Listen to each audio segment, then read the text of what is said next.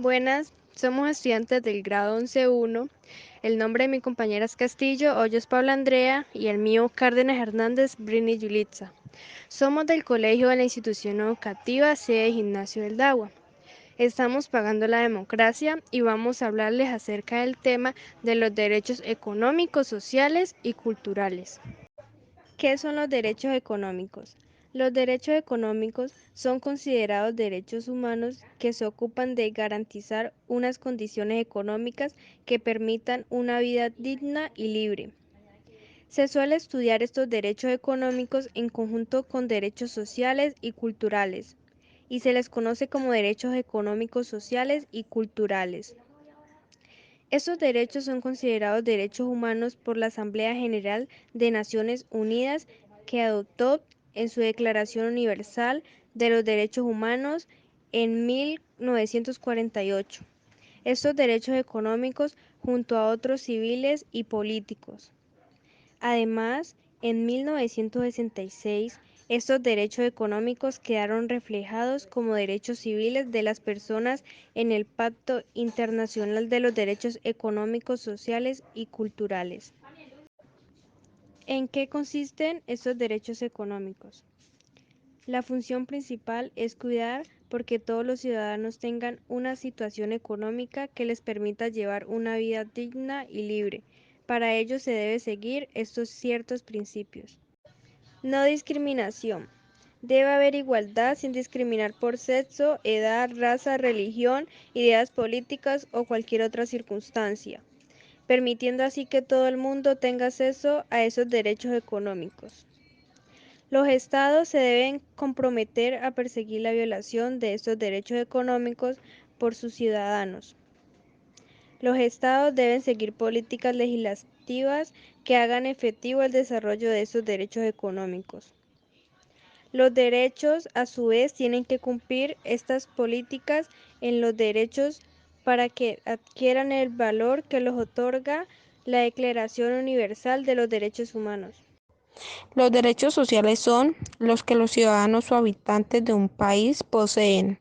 En otras palabras, son la consecuencia natural del estado de una persona o de sus relaciones con respecto a otras, o a la facultad del ser humano para hacer legítimamente lo que conduce a los fines de su vida. Implican el acceso a los medios necesarios para tener unas condiciones de vida dignas. La importancia de defender los derechos sociales.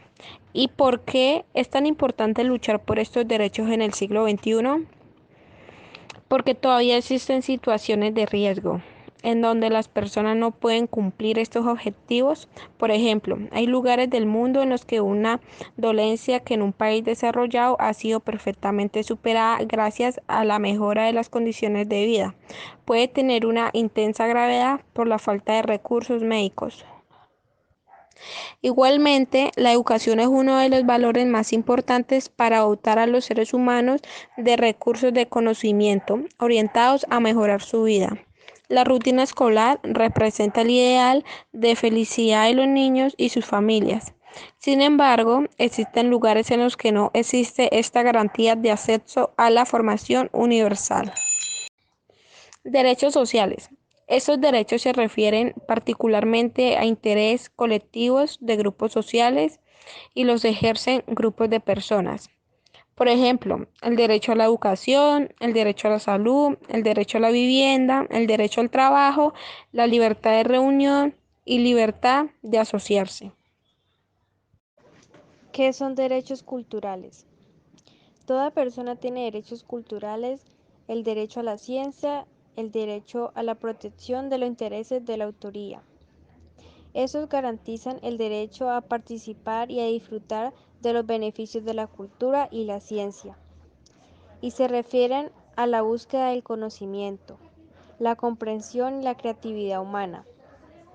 Estos derechos son una parte importante de la armonía social y están estrechamente relacionados con los derechos a la educación y a la libertad de pensamiento, de conciencia y de religión. Los derechos culturales no pueden, sin embargo, ser utilizados como justificación de prácticas que discriminen a grupos específicos o violen otros derechos humanos. Algunos principios de los derechos culturales. Primero, son fundamentalmente derechos humanos para asegurar el disfrute de la cultura y de sus componentes en condiciones de igualdad, dignidad humana y no discriminación. 2. Son derechos relacionados con el arte y la cultura entendidos en una amplia dimensión. 3. Son derechos promovidos para garantizar que las personas y las comunidades tengan acceso a la cultura y puedan participar en aquella que sea de su elección. 4. Son relativos cuestiones con la lengua, la producción cultural y artística de la participación de la cultura.